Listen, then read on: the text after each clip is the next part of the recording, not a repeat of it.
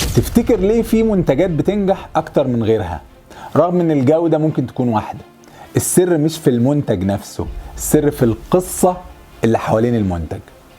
يعني في البيزنس ده بنسميه باور اوف ستوري تيلينج، يعني القصة هي اللي بتخلق ارتباط عاطفي بين العميل والمنتج وبتحوله من مجرد سلعة لتجربة.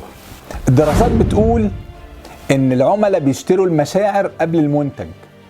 القصة بتضيف معنى فعلا للمنتج، بتخلي العميل يحس انه جزء من الموضوع. هديك مثال بسيط، اعلانات نايكي مش بس بيبيعوا احذية رياضية، دول بيبيعوا قصة نجاح. بص على الاعلان، تغلب على التحديات، الروح الرياضية. لما العميل بيشوف القصة دي بيحس انه جزء من الموضوع، ودايما في دماغه القصة اللي شافها في الاعلان اكتر من الكوتش اللي هيلبسه.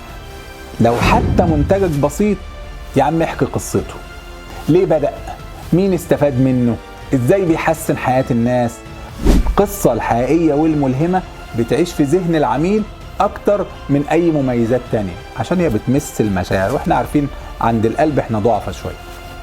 خلي المنتج بتاعك ليه قصة تبني ارتباط عاطفي مع العميل، وكل لما القصة بقت قوية كل لما المنتج هيبقى اقوى. احكي القصة وخلي العميل يحس انه جزء منها. بس كده.